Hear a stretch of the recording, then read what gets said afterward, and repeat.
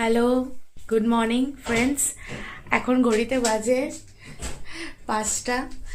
Just ready হচ্ছি, খুব তাড়াহুড়োর মধ্যে আছি। রেডি হয়ে আসছি এবং বলছি কোথায় যাব। ভোর ভোর কর্তামশাই চললেন বাহনের ঢাকনা খুলতে, কারণ এই বাহনটা চেপেই তো আমাদের যেতে হবে যেখানে আমরা যেতে চাইছি। তাহলে বাহনের ঢাকনা খুলে বাহনকে রেডি করছেন আমার কর্তামশাই। এখন সবাই রেডি, বেরিয়ে পড়েছি। কোথায় যাচ্ছি আগে আগে দেখতে থাকো, বলবো। চলো তাহলে বেরিয়ে পড়ি। সকাল সকাল রওনা দিয়েছি আমার ননদের বাড়ি গাইঘাটা। ওখান থেকে একটুখানি গেলেই হচ্ছে ঠাকুরনগর স্টেশন, এবং স্টেশনের পাশেই চলছে মথুয়ার মেলা। সেটাই দেখতে এবং ননদের বাড়িতেও একটু ঘুরতে সবাই মিলে বেরিয়ে পড়লাম। যাচ্ছি বলতে আমি যাচ্ছি, আমার হাজব্যান্ড যাচ্ছে, আমার যা যাচ্ছে, ভাসুর যাচ্ছে, এবং তাদের ছোট মেয়ে মিমি, সেও যাচ্ছে আমাদের সঙ্গে।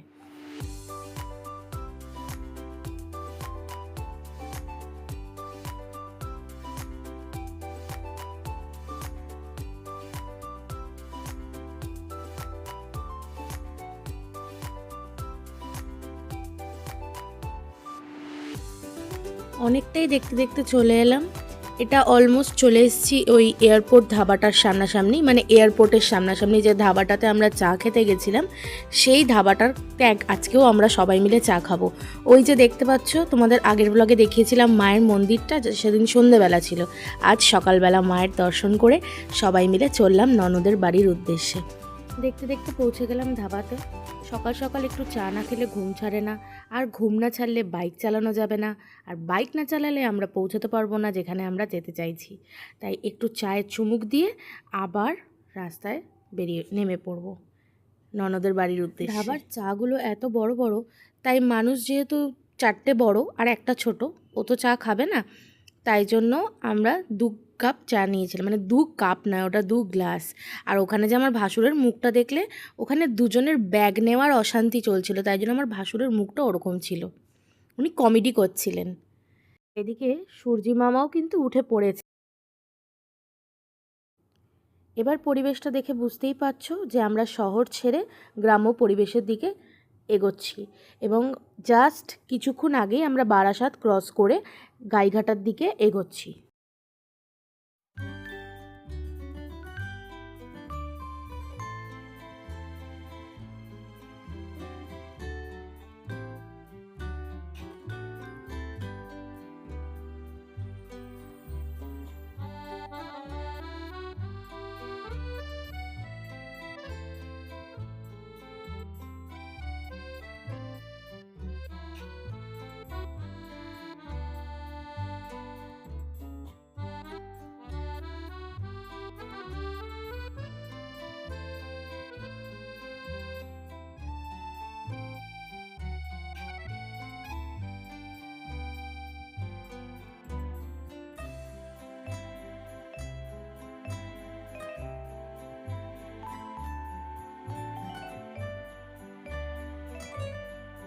এরপর আমাদের একটু প্ল্যান চেঞ্জ হয়।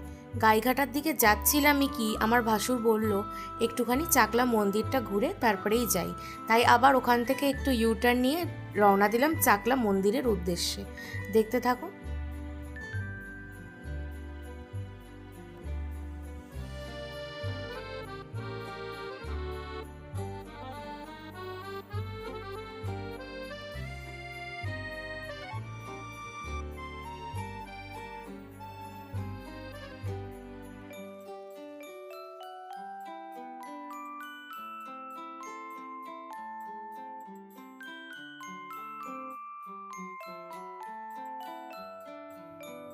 এই হলো আমাদের সেই 3জন আরও ফ্যামিলি মেম্বার। সামনে ভাসুর যে বাইক চালাচ্ছেন, মধ্যিখানে তাদের কন্যা, কনিষ্ঠ কন্যা মিমি, এবং তার পিছনে আমার চা। চাকলা যাওয়ার পথে এই সবুজগুলো যেন চোখটাকে একটা আলাদাই আরাম দিচ্ছিল।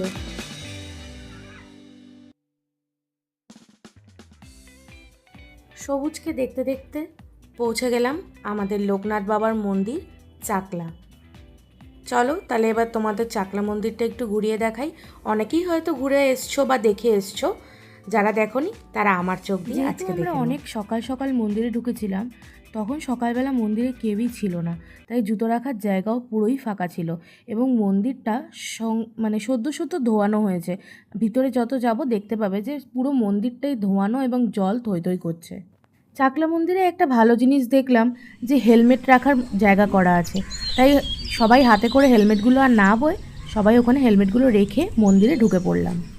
এটা হচ্ছে চাকলা মন্দির, ওখানে ওরা হাত ধুচ্ছে আর আমি একটু এগিয়ে এলাম। সকালবেলা এসছি বলে মন্দিরটা একদমই ফাঁকা।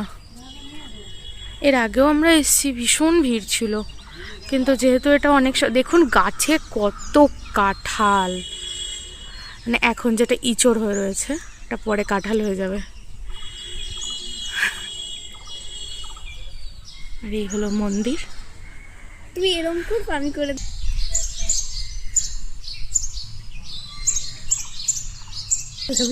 আমি তো তাই বলছি যে এটাতে আমরা অনেক আগে একবার এসছি, ওখানে লাইন দিয়েছিলাম ওই জায়গাটাতে, আর খুব বৃষ্টিও পড়ছিল সেদিন যেদিন আমরা এসছিলাম। সেখানে তিতলি আর সেখানে ওই গরুটা মনে পড়লো। আমি এরকম একটা অরেঞ্জ কালার পরা ছিলাম, এরকম ফেলে আমার মনে আছে। এই সিঁড়িতে জায়গা, এই জায়গাটা তুলেছিল গরু।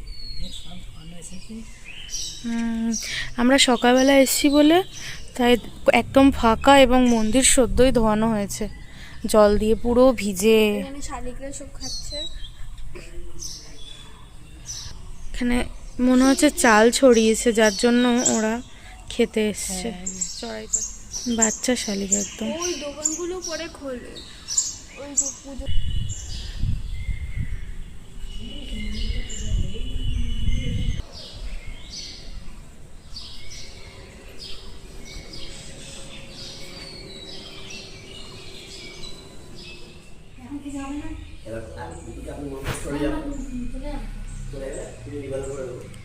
আর যদি বলেন আমরা ভেতরে ঢুকে পুষ্পানি বসে, তাহলে ওটা মানে অনেক কি ব্যাপার একশো টাকা ধরতে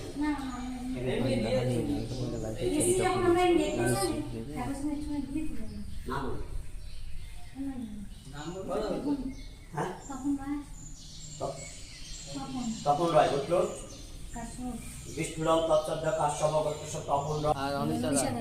অনিশা গোত্র কি বললেন? সব কাশ্যপ গোত্র সব পরিবার ও গণসহিত লোকনাথ বাবার পূজা কর্মা করিষ্যামি। এই লাল সুতোটা হাতে বাঁধবে, লাল চেরিটাকে বাড়িতে গাড়িতে দোকানে যেখানে খুশি হ্যাঁ তা বাঁধবে। আচ্ছা ধূপকাঠি নিম্বদিতে জ্বালানোর ব্যবস্থা আছে, জ্বালিয়ে দেবেন। পেছনে দেখবেন শিব আছে, শিবকে মালা করে দেবেন। আর এই যে আশীর্বাদ দিচ্ছি এগুলো পরিবারের মঙ্গলার্থে সবাই একটু করে ঘরে রাখবে, সবাইকার কপালে স্পর্শ করে নিয়ে বাবার আশীর্বাদ সব ঘরে রাখবে। আর সংকল্প রেখে কেউ দক্ষিণে ওইটা মিছি আছে, মুকুলদানা আছে, বাতাস সাথে ওইটা এই বাবার মিছি বের করছে। এইবার যারা জানে বাড়ি থেকে ফল সব কাগজপত্র পড়ে গেছে। দক্ষিণে এখানে দিই। আপনারা কোথা থেকে আসছেন? হ্যাঁ আমরা কলকাতা থেকে। মানে এই প্রথমবার? না আগে এসেছি। আমরা কোথায় গেছিলেন? হ্যাঁ যাবো আচ্ছা যাবার আগে দর্শন করে গাইঘাটাতে আমার দিদির বাড়ি তো, ওইখানে যাবো, ওই দুর্গা পুজোটা একটু দেখবো। মানে আপনারা এখানে যদি দুপুরে ভোগ খান? আমার পকেটে।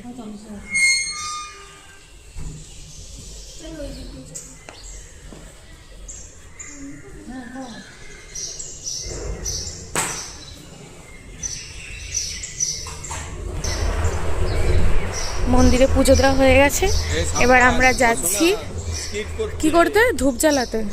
শিব মন্দির আছে, সেখানে শিবের মাথায় আকন্দের মালাটা দেব আর মন্দিরে ধূপ দেবো। কোথায় শিব মন্দির? তো পেছনে।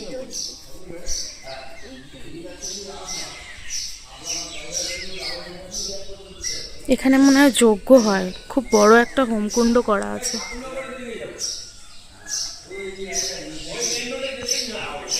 সকালবেলা আসলাম বলে এত ফাঁকা, আর কি ভালো লাগছে যে বলে বোঝাতে পারবো না। চারিদিকে শুধু পাখির ডাক আর ভিজে মন্দির। লোকনাথ বাবার দর্শন একদম ফাঁকায় ফাঁকাই হলো। এখন ওই ধূপকাঠি মোমবাতিটা জ্বালাবো আর শিবের মন্দিরে মালাটা দিয়ে তারপরে আমরা আর এরকম কত ওখানে পায়ের ধারে দিয়ে দেবো।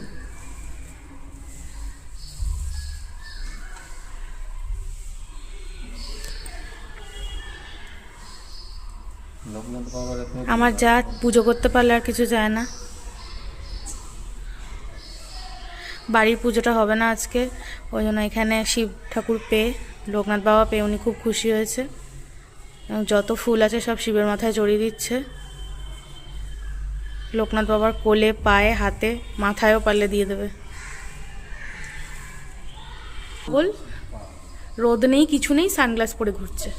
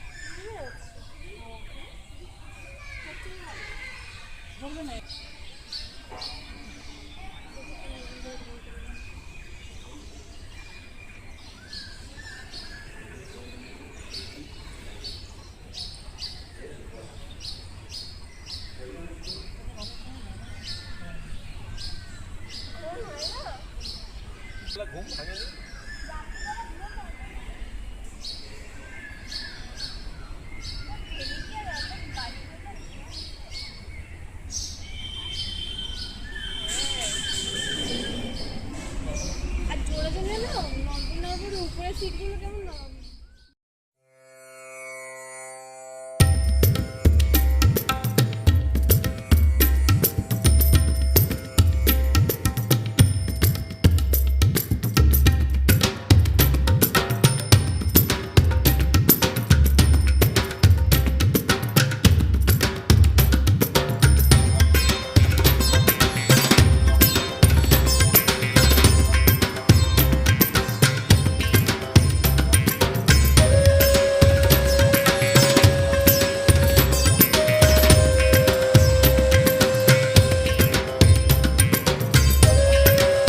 ভালোই হলো, সকাল সকাল লোকনাথ বাবার দর্শন করে মনটা ভালো হয়ে গেল।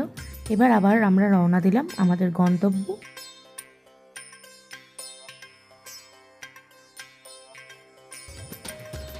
যেহেতু অনেক ভোরবেলা বেরিয়েছি, এবার আস্তে আস্তে সবারই মোটামুটি খিদে লেগে গেছে।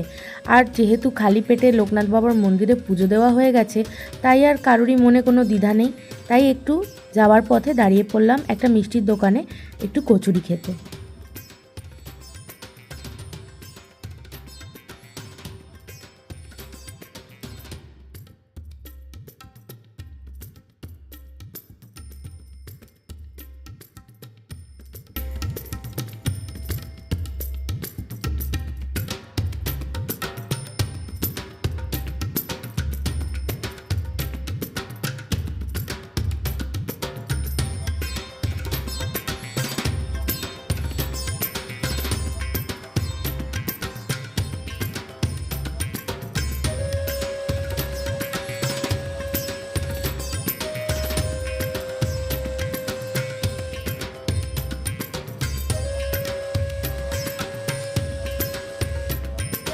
খাওয়া দাওয়া কমপ্লিট করে এবার যাচ্ছি আমার জেঠি শাশুড়ির বাড়ির দিকে, যেটা ওই পথেই পড়ে।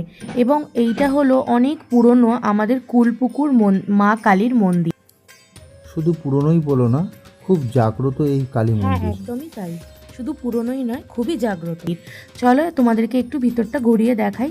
মায়ের মন্দিরটা কি সুন্দর, আর যে পুকুরটা রয়েছে, সান বাঁধানো পুকুর, দেখলে মন জুড়িয়ে যাবে।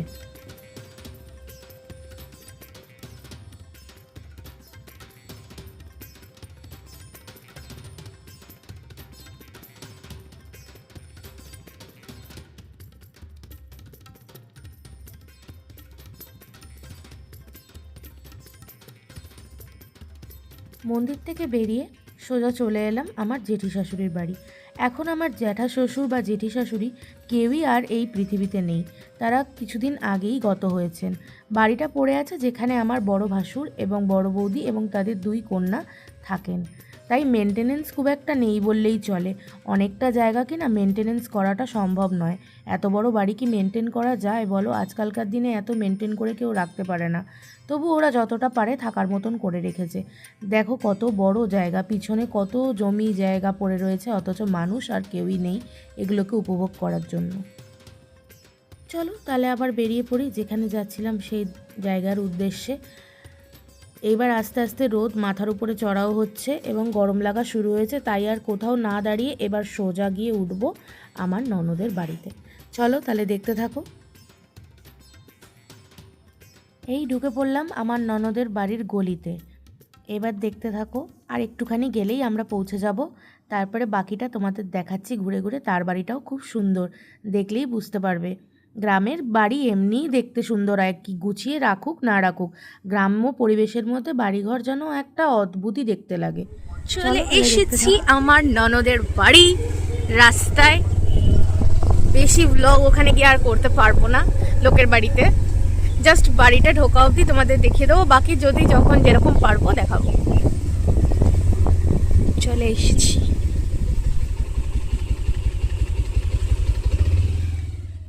অনেকটা পথ এসেছি, শরীর আর চলছে না, তাই বাকি যা দেখাবো পরের পার্টে। থ্যাংক ইউ, ভালো লাগলে একটা লাইক করে দিও। বাই।